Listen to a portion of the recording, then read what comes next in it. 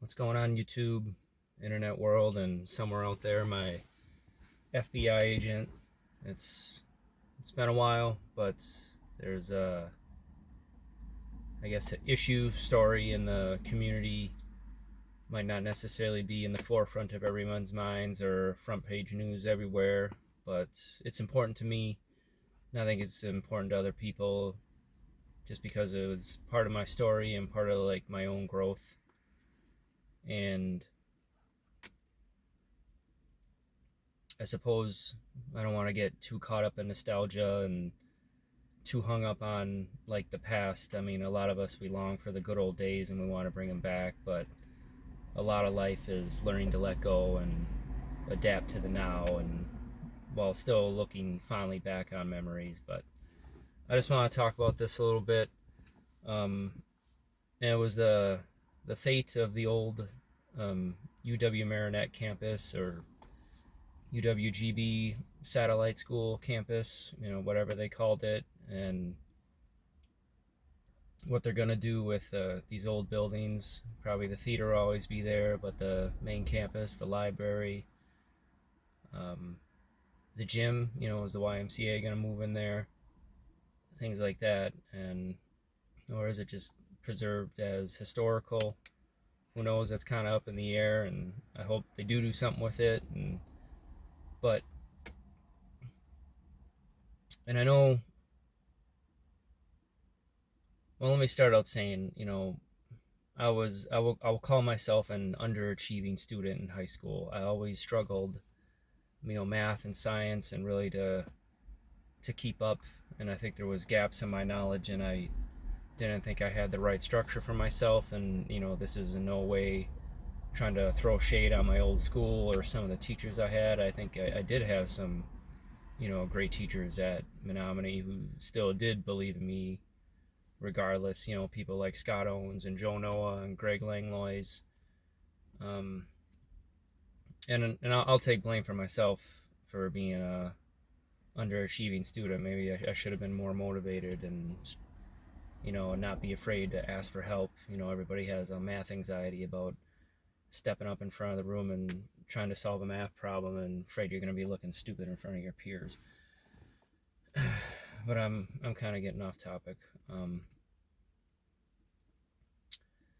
Yeah, post high school, I never really saw myself doing much, or really like the goals like I had. But it seems like college was a thing, and that's what really was pushed. And it seemed like everyone was wanted to go to this, big university and get out and move away and do this and that. But for me, like, I figured, well, let me try, UW-Marinette, the center, as they called it. And figured, well, if it doesn't work out, I'll join the military or do something else. Um,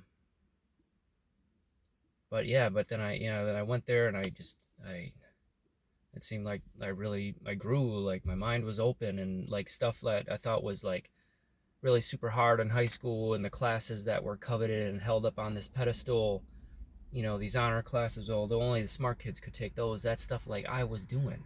And I was doing stuff I never dreamed of. I never dreamed of being an A and a B student and making the dean's list of all things. And I learned to love learning and knowledge just for the sake of it. And I think that's the secret. Like, yes, you do have to work hard. Yes, you really have to study. You have to not be afraid to ask for help, or sit in front of the room and go to the math and writing labs, and go to like the professor's office hours. Yeah, that's definitely like part of the journey. But I mean, for me, my experience was learning to love it all just for the sake of it, and really expanding your mind, and really seeing the growth and achieving goals you never really thought you could for yourself. And mix that in with that small campus structure, and awesome professors like Al Guy and Jane Oitzinger and Jennifer Stolpa, and the student advisors like Cindy Bailey, and just the extracurriculars, and just like the culture there, and really that vibe and that small town feel. And it just and I And I know things can make sense on paper, to people above us and our politicians, and things can make sense on paper. And yes, maybe it did make financial sense to consolidate either UW college systems and shut that campus down, or it wasn't worth it anymore because enrollment was down. Yes, all that can make, perfect sense on paper. But I do believe that there's certain things that can't be quantified that I think, some young men and women in the community could be missing out on. And that was just about that personal growth and feel and that, I don't know, that culture and that milieu that you were there, and about really learning to believe in yourself and achieving like academic goals you never thought possible.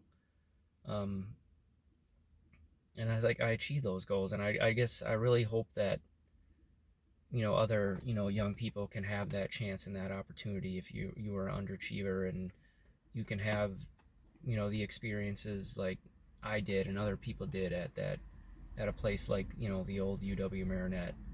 And it's funny, like whenever I like run into Tony LaMalfa, like an old friend I had there, and his dad was a professor there. We'd always talk about days in the like old UW-Marinette and the culture there, and about just like our growth, not just like in academia, but just like as people and as critical thinkers. And it always seemed like that place was just the perfect place to get started, no matter what you were going to study or major in, or what you wanted to get into, because that was like the foundation of like everything else. Because like no matter what, you had to be able to critically think and argue and write clearly and concisely, and see things from multiple perspectives, and you got to be able to do some sort of like math and English right. And that sort of as a foundation no matter what, and for anything. And I just hope that our young people aren't missing out on that. And but that's all I really have to say.